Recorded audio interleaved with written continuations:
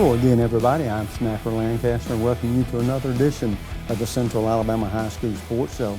As you can tell, we're in unfamiliar surroundings. We're not at home at Sawyer Trail in Hoover like we usually are, but tonight we're visiting with our corporate sponsors with Andrews Sports Medicine and Orthopedic Centers, and we'll be visiting with some of the doctors. We do this once a year. They're good enough to help us stay on the air, and we, in return, we try to recognize the doctors whenever we get a chance. So we'll be visiting with 4 of their doctors tonight, and so I'm sure you'll enjoy all the information that they'll have to give you about a whole plethora of injuries and how to avoid, rehab, and everything lies straight ahead.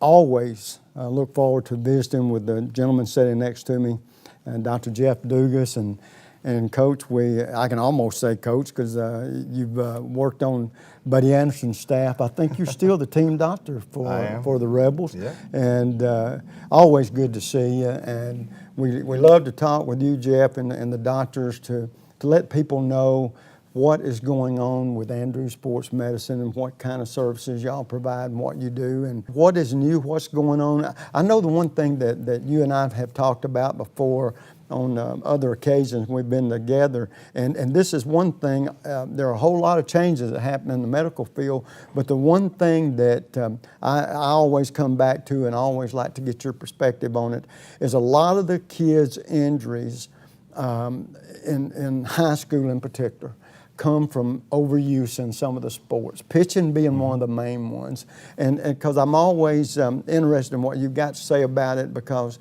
we've tried to, in recent shows, sort of steer the kids in a different direction that might help them. But has that changed much, or is still overuse one of the biggest problems we have with young athletes? Well, obviously the highest risk sports for injury are the contact sports. Football will outpace, most sports in injury just because of the nature of the sport. But the overuse sports, things like baseball and softball and tennis and things like that, those things have not really changed. And baseball in particular, because we live in a warm climate and we can throw, 11 to 12 months a year, we have to be almost more careful of that than other places. What we see a lot, though, is not so much that people aren't following the rules. We have pitch counts that this is our second season in Alabama with the Alabama High School Athletic Association pitch counts, which has been a very favorable thing, and the response rate from the coaches is very favorable. In fact, a bunch of states around the country used Alabama as a model for how to do their own pitch counts because the National Federation of High Schools mandated it. So we were kind of a model for around the country. I think some of the bigger issues are we're seeing kids getting hurt in the weight room, not so much that they're having an injury while lifting a weight, but in some of these sports that are not bulk requiring sports, we're seeing kids that are doing a lot of heavy Olympic style lifting and then trying to be finesse athletes an hour later.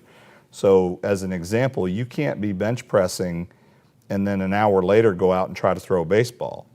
Those are competing exercises in terms of what you're trying to accomplish. Baseball requires longevity and laxity, long and loose, we say, to throw a baseball well, whereas bench pressing and military pressing and doing deadlifts and power cleans, those are bulk building exercises that are not long and loose. Those are short and tight.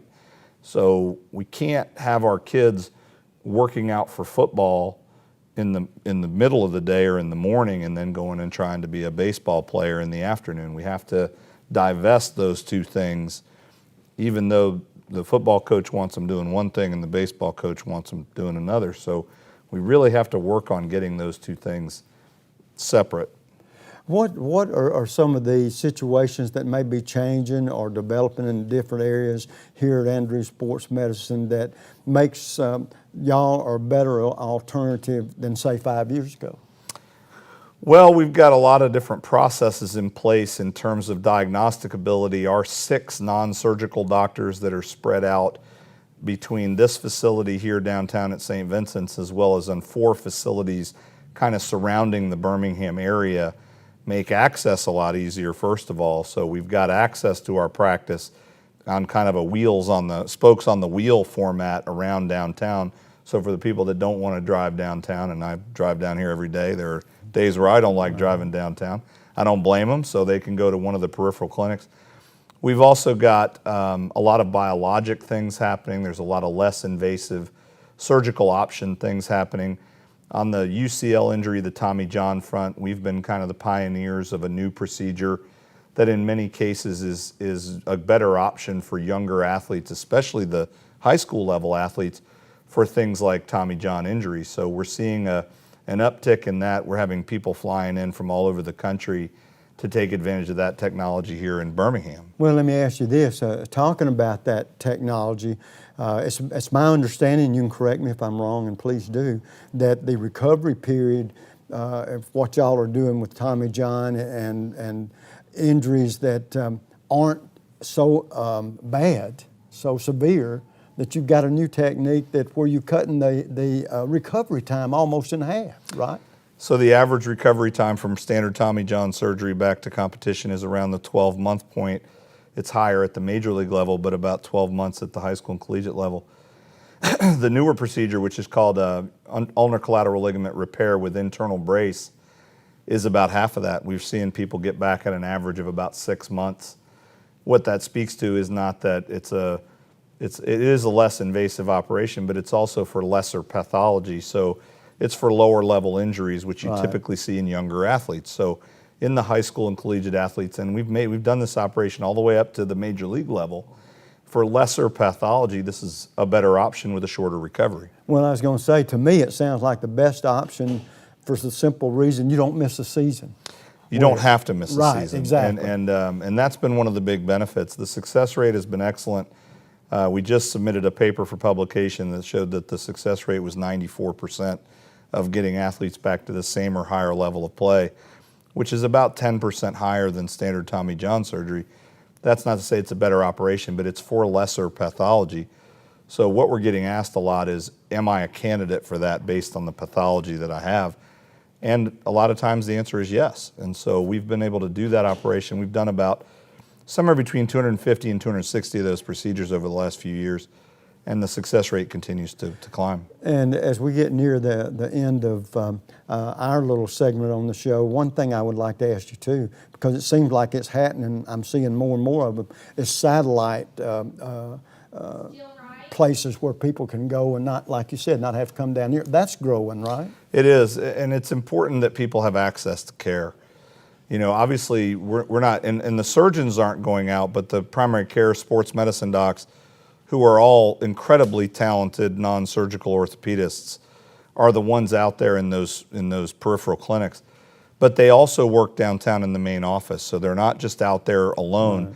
They work here, and they work so closely with us that the communication is constant, and they're fantastic sports medicine docs. Dr. Christopher Carter, first of all, Dr. Carter, the first thing I would like to ask you is tell me a little bit about your background and how you have ended up here at Andrews. So I'm originally from Dallas, Texas. Came to Alabama where I did undergraduate. Then I went to Nashville where I did medical school and residency. Came down here in 2013 and 14 to do my sports medicine fellowship, and enjoyed the year. It was a great year. I went off and worked for another orthopedic group for a couple years, and then I was able to come back here a few months ago. I know the one thing that stands out in my mind, and I'll let you explain exactly what that is. Of course, I see here where born in Dallas and a ball boy for the Mavericks, so you've got a little sports background there with you. But talk a little bit about, for people that might not be exactly sure what this relates to, and your non-surgical job.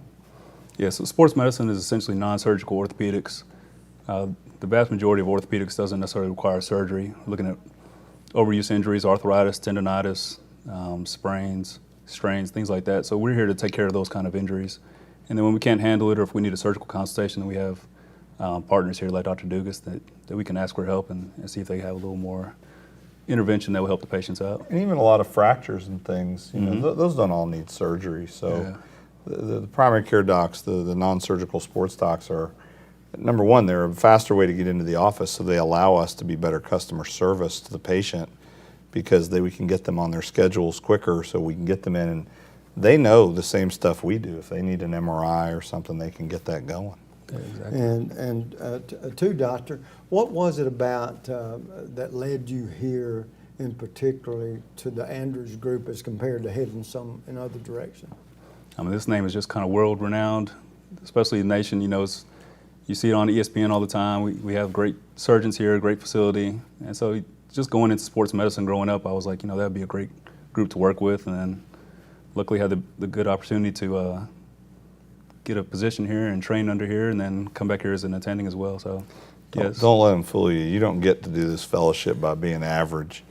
You get to do this fellowship by being exceptional, Yeah. and Chris is exceptional. So I'll put it out there that you don't get to just do this. Not everybody gets that opportunity. And I don't make those choices, but Chris is exceptional. That's how he ended I up here. appreciate that. Thank you very much. Well, Dr. Carter, has it surprised you in your practice? I know being a guy and being in athletics, you expect a lot of male patients, but I guarantee you've got a lot of young ladies in athletics now, and so treating those non-surgical injuries, that's probably a great challenge, isn't it? Yeah, definitely. We get a great mix of everyone, male, female, young and old. I mean, it's just not just the athletes in high school and college. We also see middle school cheerleaders all the way up to 70-year-old grandmas with knee arthritis. So we see a wide scope of people, and luckily we're able to take great care and give everyone the same exceptional care here, whether they're athletes or non-athletes. Now this may be a dumb question, because I've been known to ask dumb ones before, but,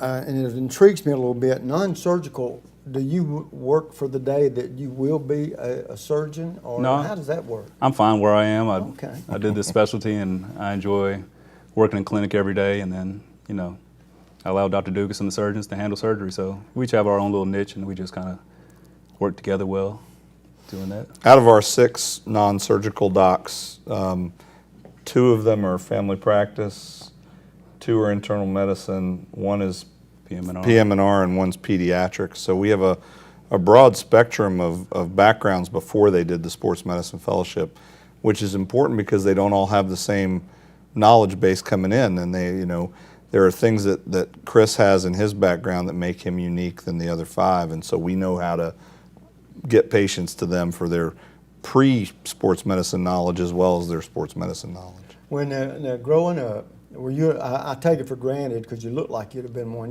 Were you an athlete? Definitely. I played basketball, football, baseball, track, soccer. I kind of did a little bit of everything. So, yeah, I enjoyed sports. And so, what was it that headed you, being an athlete, having that athletic background, what headed you toward the medical profession? You know, I just think athletes in general are a motivated population. They want to get better, and they're very compliant. They're a healthy group, and they want to not be in pain. So they come and they follow your instructions and do what they got to do so they get back to being pain-free and getting back in the sports field. We're talking about that, getting pain-free and everything. Male and female, what are the, if this stands out any, what are the most injury-related incidents that are going on with them that bring them to you? It's all over the place. It depends on if they're playing football and sprain their ankle or tear their ACL, or if they're a weekend warrior and they have a little tendonitis in their Achilles, or, you know, it really is, it depends on if it's rotator cuff or knee arthritis. Like I said, if you fall and fracture yourself, it's a number of different injuries that we see. Concussion management as well. We do concussions. Are you one of these guys, and I'll take you out of the doctor's setting for just a second, are you one of these guys that are for athletes competing in all sports, or honing in on one and trying to be the best you can be at it? I'd like to be the best I can be at everything, to be honest, but, you know, we're on the sidelines for most of the football games, but we take care of all athletes, whether it's, again, basketball, baseball. We cover all different sports here. You know, we talked about the spokes on the wheel, you know, with the non-surgical docs. So Chris's practice, in addition to being 1 or 2 days here in the main office in St. Vincent's, he's 3 or 4 days a week in the Trussville office. Mm-hmm. And then he also covers Clay Chalkville High School for football. So he's working with Trussville High School, he's working with Clay Chalkville High School, he's working with, and Trussville area, that whole area is one of the fastest growing in the state. It's a very active community with a lot of good sports at the high school level and beyond and below. So his practice has really expanded quickly in that vibrant athletic market, and working with Clay Chalkville, which is a fantastic football program and athletic school as well. So Chris is kind of jockeying between downtown Birmingham and the northeast portion of the city, and so that's a very vibrant and fast-growing part. He's got a very athletic practice, which goes along with his background. Yeah, definitely. And I guarantee you, I was an athlete, believe it or not, but it's 50 years ago now.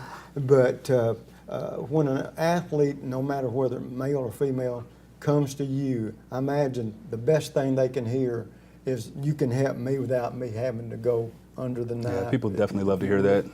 Try and get it done conservative management and not necessarily have to have any kind of invasive procedure. So we try our hardest to do that, and sometimes we're successful and sometimes we have to ask for help. Do you get athletes more from one sport than the other, or is it just all over the arena? Yeah, it's all over the place. It depends on the season and it depends on where you're living and what time of year. I have 2 daughters, and they're involved in gymnastics and swimming and ballet and things like that. So I see a lot of the people that they're doing gymnastics and ballet and swimming with just because they know my face from around there and they hear that I'm a physician. So yeah, it's just really, we see a broad range of injuries and different athletes. But did you like the fact going into the positions for your occupation? Did you like the fact that the best thing you can do, the best news you can give a young athlete, we can fix that without surgery? Yeah, definitely. It's always good to deliver good news. So There's a That's lot right. of things that you do not need to have fixed, and we really pride ourselves on not being the jump to the knife type of people. Our practice is busy enough that we don't have to do that, and we want what's best. We want the patients to get better. We do better when our patients get better, and I tell people all the time, I'm a surgeon. If you can avoid me, you should avoid me like the plague.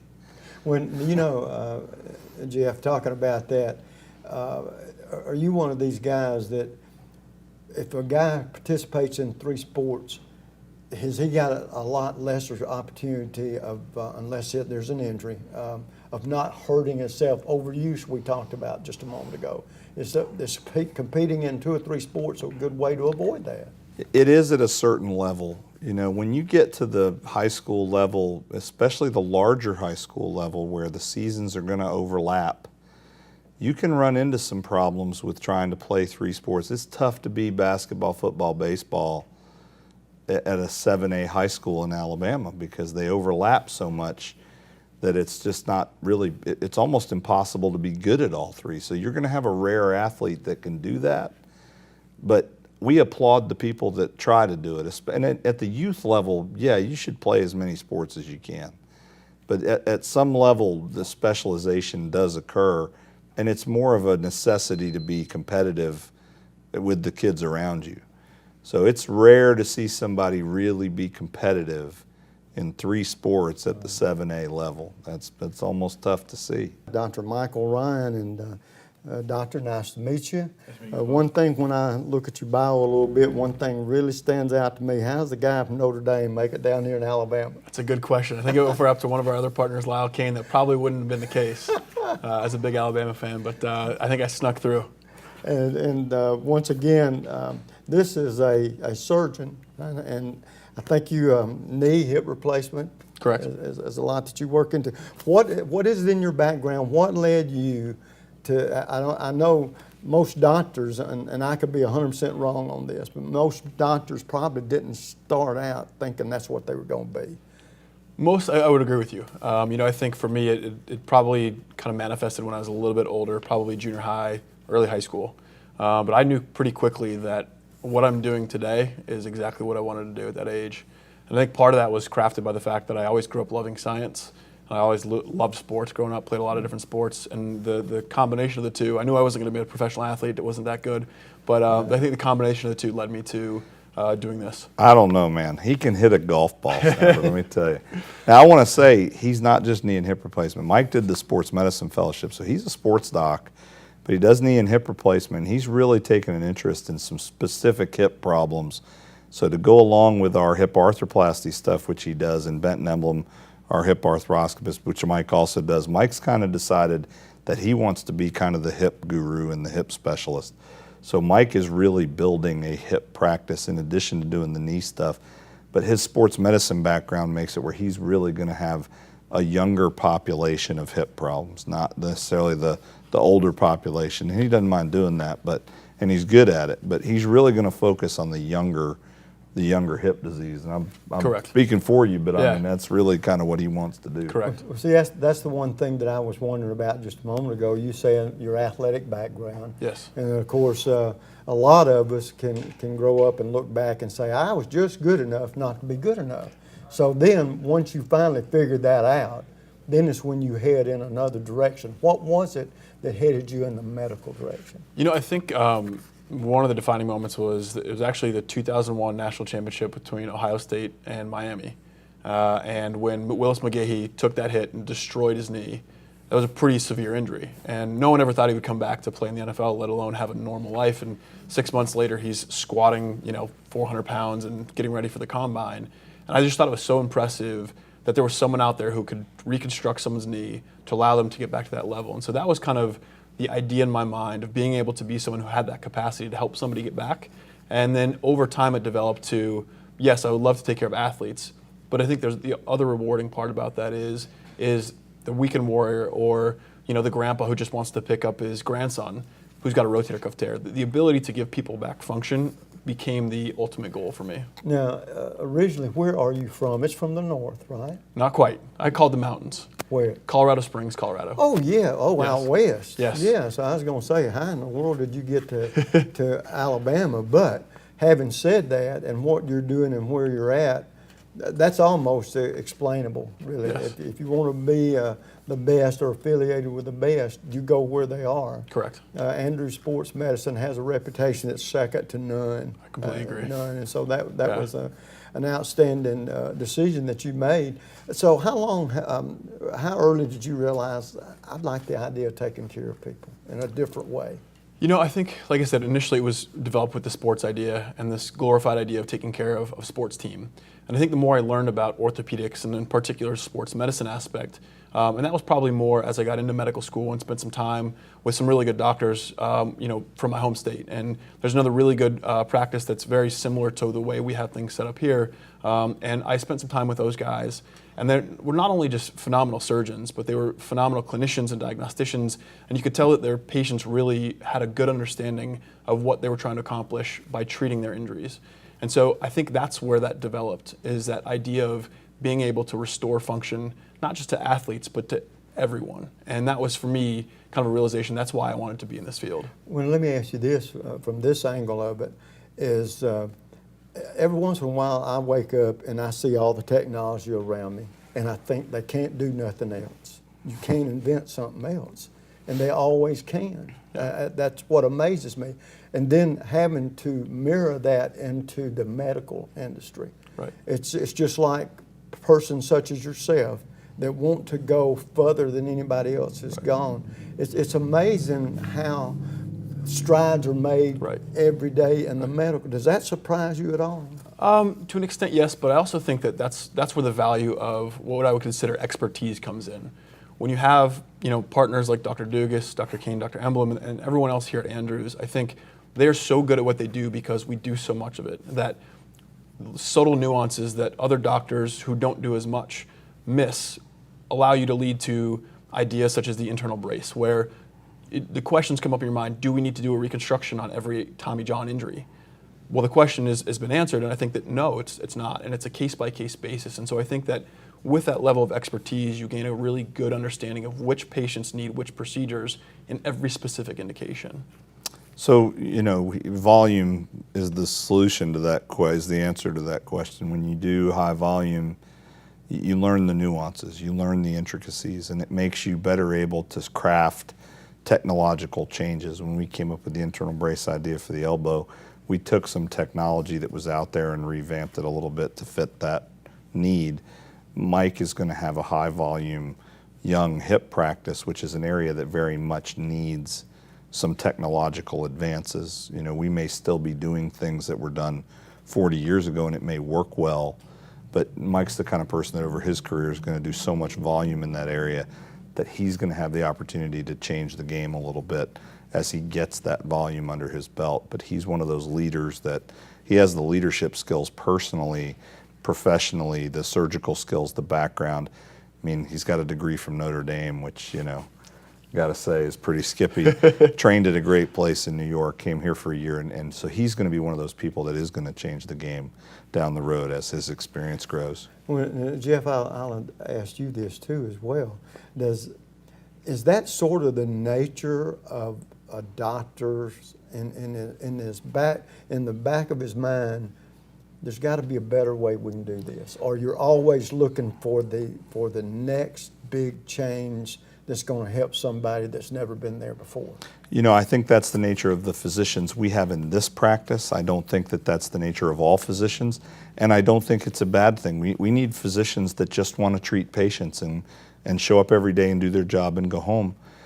The country needs that. The primary care world needs that. The orthopedic surgery world needs that. And there are people that are just good technicians and good surgeons that don't get into technology advancement or research, and there's nothing wrong with that, and they're perfectly good doctors and great surgeons. But in this practice, we need the people that are going to advance the science. That's the nature of this practice.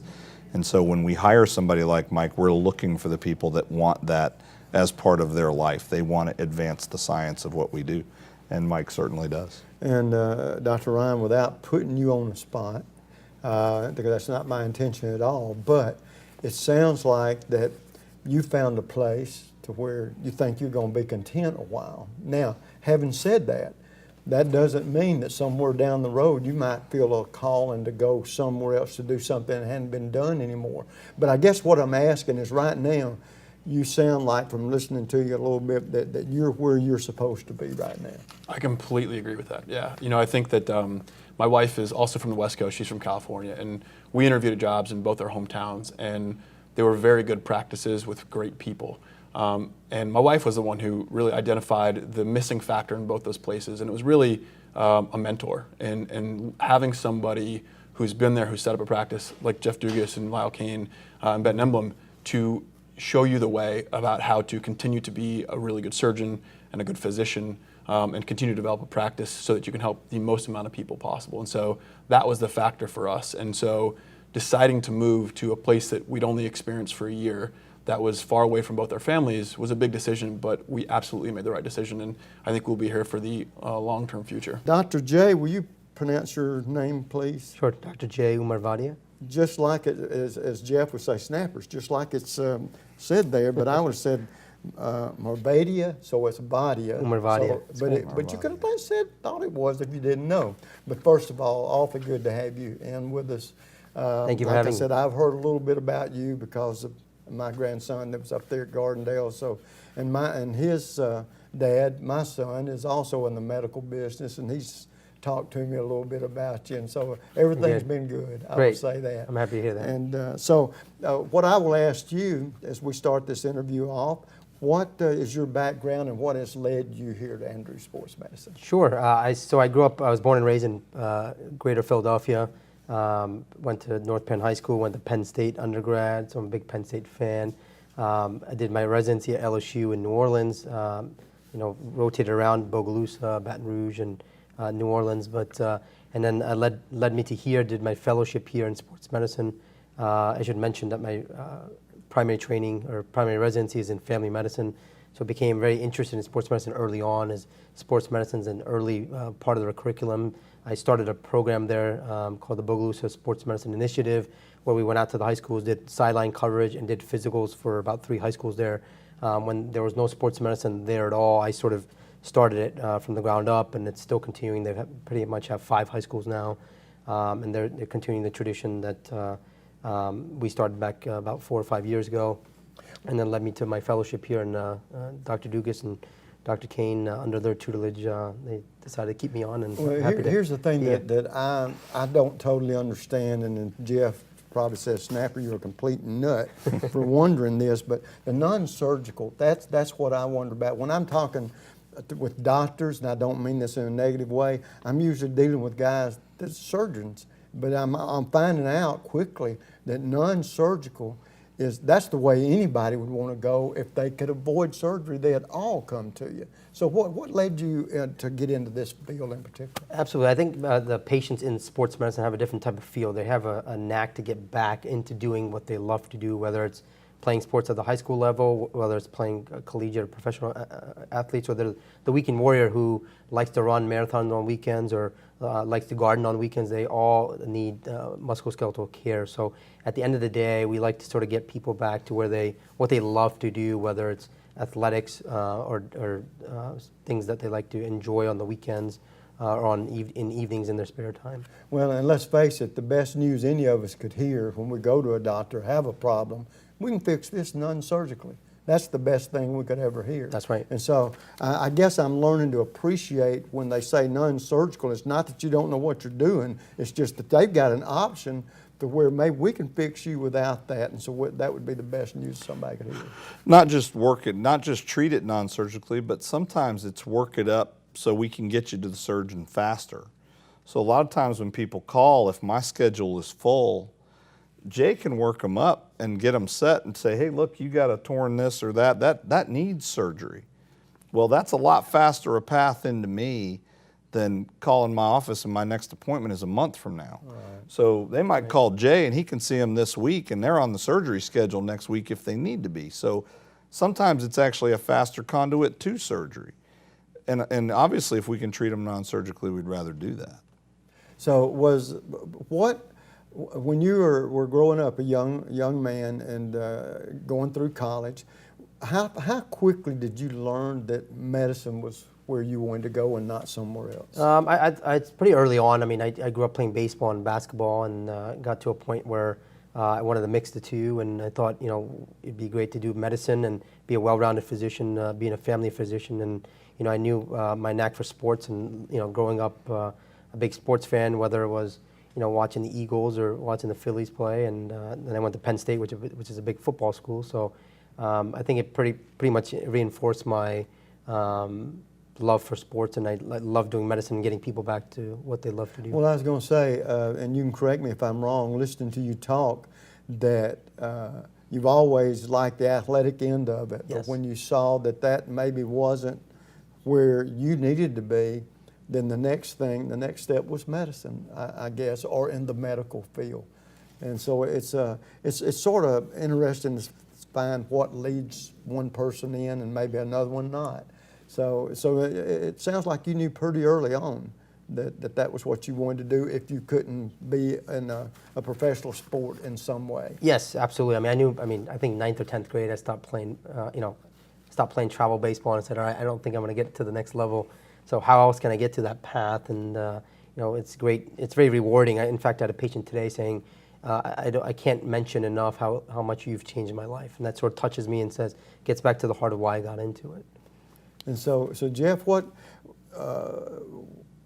did y'all see in Dr. J that you feel like that the sky's the limit for him here? So to work in this practice, you have to be able to handle a high volume. It's first and foremost, you have to communicate well. You have to know what you're doing. I guess that's the most important thing. You got to be good at it. But you got to be able to communicate it, and you got to be able to say yes. You got to be willing to do the work. This is a hard working practice. We don't have people that don't like to show up for work. We got a bunch of people that like to show up and work hard. Jay is all of that. So Jay has great communication skills. He's got a knowledge base that is incredible. So he did the fellowship last year, and he was so good with our patients and so good with the teams and the athletes. And we had a need that he fit the need. His office he sees patients here in the downtown office, but he's in Gardendale 3 or 4 days a week. Again, another growing community that's north of town. So he catches a catchment area that ranges all the way from Tennessee to Birmingham. And so he's our most north partner. And so he catches Huntsville patients, Coleman patients, Gardendale, which is a big community, and a high school and a community high school community that we've worked with for a long time and have a relationship going back 20 years with.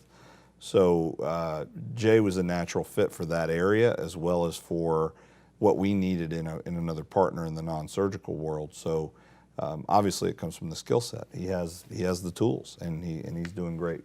And Jay, when it comes to your practice in particular, I know you see young male, female athletes. What is there one area where you see the injuries coming more from this injury than another, one that sticks out in your mind?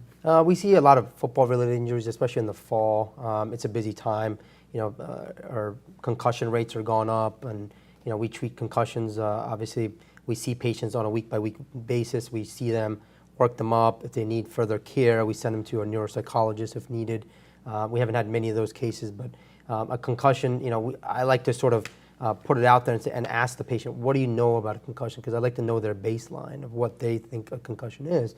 And then we talk about what exactly it is, how they need to get back, whether they need any accommodations for school, accommodations at home, limitations and restrictions on how to get them back safely and as best as they can to what they enjoy doing, whether it's football or basketball or other sports. Well, is this a true statement or not when it comes to non-surgical? You are looking for options for people. If you can avoid the surgery, like you say, Jeff, and you're absolutely right, sometimes it's imminent and the sooner the better. Right. But as the old saying goes, the best news then you can give a patient is, hey, we can fix you without having to go the surgery route. And so I can imagine that's probably the best news you ever give somebody. Absolutely. Yes, I mean, we have fractures. We take care of a lot of fractures on a daily basis, whereas, if they need surgery for certain things, we have the backup. In fact, I can call Dr. Dugas or Dr. Kane or Dr. Emblem and say, hey, can you look at this x-ray for me? I want to make sure that this can be treated non-operatively and non-surgically. And within a moment's notice, they let me know, hey, looks good to go, and we can cast that up, or no, this needs surgery, and you need to send it my way. Yeah, and I want to point out that the 6 non-surgical docs that we have, that's not a step down from the surgeons. This is not a A team, B team thing. These guys are completely competent to do exactly what we do, anything that's not in the operating room. So when it comes to seeing patients in the office, there's 18 of us. Yeah, there's 12 surgeons or 13 surgeons and 6 non-surgical docs, but that's where the difference ends. In terms of seeing us in the office, we're all pretty much the same, and this is definitely not a step down. And in a lot of ways, it's a step up, because a lot of times they have more non-surgical options at their disposal than we do. So in our minds, the perfect model is for every patient to see one of the non-surgical docs and then come to us if they need it.